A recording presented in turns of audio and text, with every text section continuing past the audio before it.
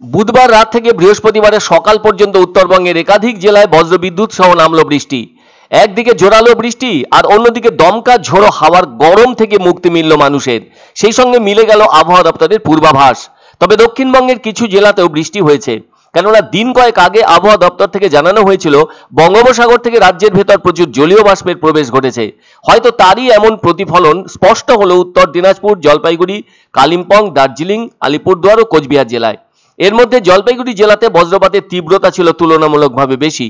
অন্যদিকে কোচবিহার, আলিপুরদুয়ার ও উত্তর দিনাজপুর জেলায় বজ্র বিদ্যুৎ সহ ঝড় বৃষ্টির দেখা মেলায় প্রকৃতি অনেক বেশি শান্ত হয়ে ওঠে।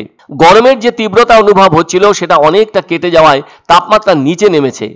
কেননা বুধবার জলপাইগুড়ি জেলার সর্বোচ্চ তাপমাত্রা ছিল 29 ডিগ্রি সেলসিয়াস এবং সর্বনিম্ন তাপমাত্রা ছিল 22 ডিগ্রি সেলসিয়াস। আবার দক্ষিণ দিনাজপুরেও বজ্রপাত সহ বৃষ্টির প্রভাব লক্ষিত হয়েছে বলে জানা গেছে।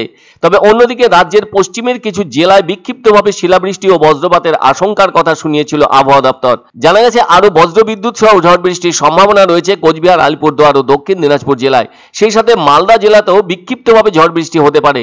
তবে এই মেঘের গতিপথ দক্ষিণবঙ্গের দিকে নেই, তার কারণ এখনো দক্ষিণবঙ্গে কোনো ঝড় বৃষ্টির মেঘও তৈরি হয়নি।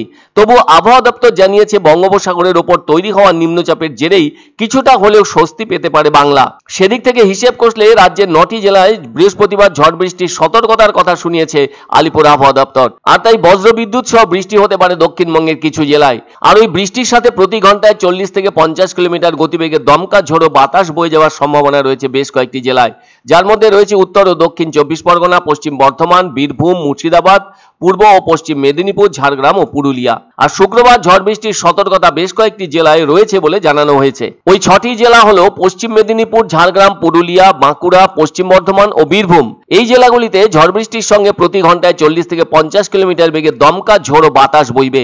আবার শনিবারও বৃষ্টির সম্ভাবনা রয়েছে দক্ষিণবঙ্গে। অন্যদিকে কলকাতায় আর্দ্রতাজনিত অস্বস্তি বাড়বে, তবে কলকাতার তাপমাত্রার ক্ষেত্রে কোনো ধরনের বড়সড় পরিবর্তন হবে না। জানা গেছে দক্ষিণ পশ্চিম বঙ্গোপসাগর ও পশ্চিম মধ্য বঙ্গোপসাগর এলাকায় অবস্থান করছে নিম্নচাপটি। বৃহস্পতিবার এটি উত্তর পশ্চিম দিকে এগিয়ে পশ্চিম মধ্য বঙ্গোপসাগর এলাকায় আরো ঘনীভূত হবে।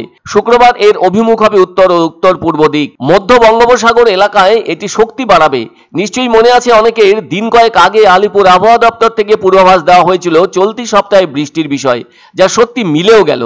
আর এদিন তো বেলা প্রায় 10:30 পর্যন্ত বৃষ্টির পরিবেশ ছিলই, কিন্তু 10:30টার পর থেকে বৃষ্টি কমে গেলেও জলপাইগুড়ির আকাশ মেঘমুক্ত হয়নি। আকাশ এখানে যেন মুখ ভার করে আছে, ফলে সূর্যের দেখা মিলল না। তবে সমগ্র পরিবেশ যেন শান্ত হয়ে পড়েছে। গরমের সেই দাপট কোথায় যেন লুকিয়ে পড়েছে হাওয়া আর বৃষ্টির কারণে। হয়তো এই দিনটি এভাবেই কাটবে। তবে চারদিকে গাছপালাগুলোই যে একটা কঠিন অবস্থার বাতাবরণ লক্ষিত হচ্ছিল, তা থেকে যেন অনেকখানি মুক্তি মিলল তাদের। তবে শনিবার ও রবিবার বিক্ষিপ্তভাবে বৃষ্টি হতে পারে। এদিকে এদিন অবশ্য জলপাইগুড়ির আকাশে মেঘের ছয়লাভ থাকায় রাতের দিকে বৃষ্টি হলেও হতে পারে। পছন্দসই সেরা খাবার খেতে হলে সোজা চলে আসুন রুচিসম্মত আধুনিক মানের রেস্টুরেন্ট রাজদরবারে। কেননা এখানেই আপনারা পাবেন ভোজনের রাজকীয় অনুভূতি। শুধু পুজোর সময়ই নয়, সারা বছরই রকমারি খাবার সরবরাহ করাই এই রেস্টুরেন্টের আভিজাত্য। আমাদের ঠিকানা রাজদরবার, রাহুতবাড়ি, বাবুপাড়া, জলপাইগুড়ি। এক অন্য অনুভূতির স্পর্শ পাওয়া যায় রয়কো ব্র্যান্ডের গেঞ্জি ও জাঙ্গিয়ায়। তাই ছোট বড় সবার পছন্দ রয়কো গেঞ্জি ও জাঙ্গিয়া। প্রস্তুতকারক জয়মনি হোশিয়ারি, কলকাতা।